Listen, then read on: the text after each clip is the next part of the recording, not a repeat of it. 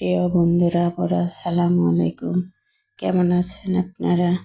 আশা করছি ভালো আছেন। আমি আল্লাহর রহমতে আপনাদের দোয়ায় ভালো আছি। আজকে মাহে রমজান শুরু। রমজান মাসের জন্য অনেক প্রস্তুতি নেওয়া লাগে। যাই হোক, আমি চেষ্টা করি আমার মতো করে বাসায় ইফতারের সব আইটেম তৈরি করার। আর ইফতারের মূল একটি উপাদান জিলাপি, বুন্দা বা বুন্দিয়া। বাঙালিদের ঘরে ঘরে লাগবেই মিষ্টি জাতীয় কিছু খাবার। আমি আমার মতো ঘরোয়াভাবে বানিয়ে নিতেছি। প্রথমে বুন্দিয়া বা বুন্দাগুলো তেলে ভেজে নিয়েছি। অনেক সময় লেগেছে।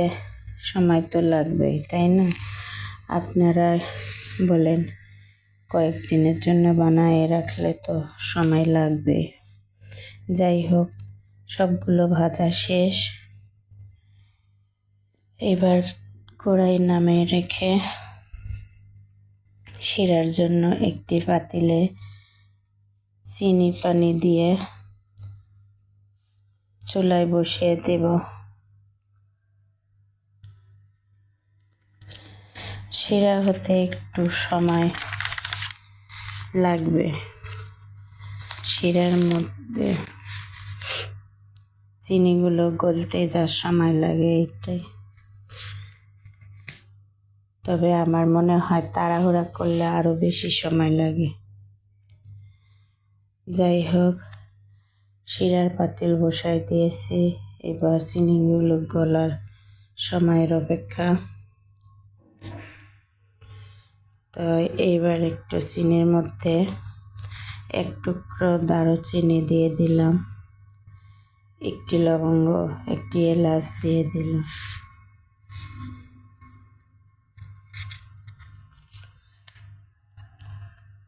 শিরা হতে হতে অনেক সময় লাগবে। এর মধ্যে আপনাদের একটু বুন্দিয়াগুলো দেখায়। ভেজে রাখা বুন্দিয়া বা বুন্দাগুলো খুব মচমচে হয়েছে।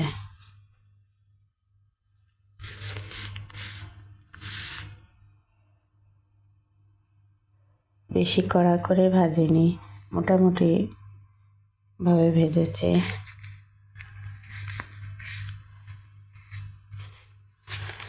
যাই হোক, আবার আসলাম শিরার কাছে। চিনি না গলা পর্যন্ত অনবরত নাড়তে হবে।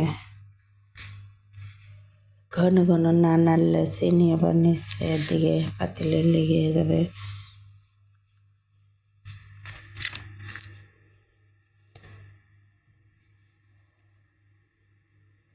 ঘন ঘন নেড়ে দেওয়া লাগবে। এই চিনি নাড়তে নাড়তে মনে হলো রাইস কুকারে কিছু বসিয়েছি, হয়তো বা।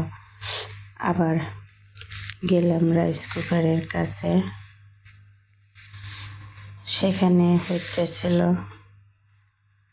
আলু, ডিম ও ছোলা সিদ্ধ।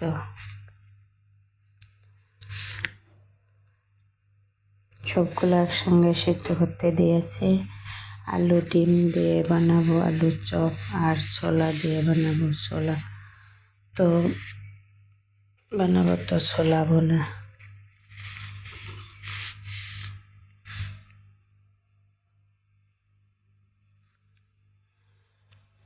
আর শেষে বুন্দিয়া বা বুন্দার জন্য শিরা প্রায় হয়ে এসেছে।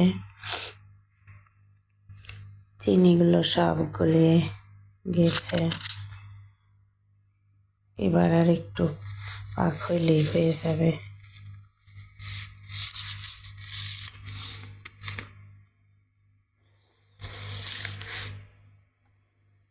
এখন একটু ঘন ঘন নাড়া দিতে হবে,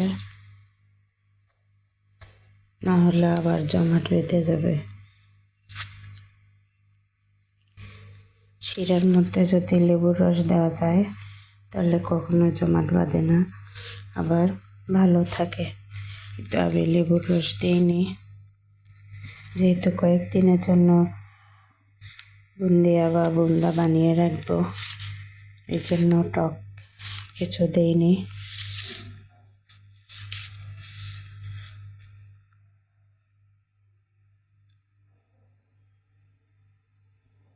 এবার মনে হয় শেষের দিকে এসে গেছে। যাই হোক, এই আমি বুন্দিয়া বা বুন্দাগুলো চিনির শিরার মধ্যে ঢেলে দিয়ে দিলাম। ভালো করে মিশিয়ে নিতে হবে চিনির শিরার সঙ্গে।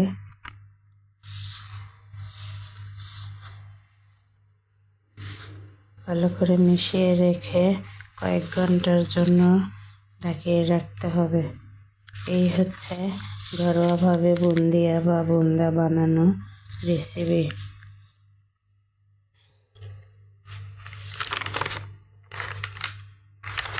ভালো থাকবেন সবাই, দোয়া করবেন।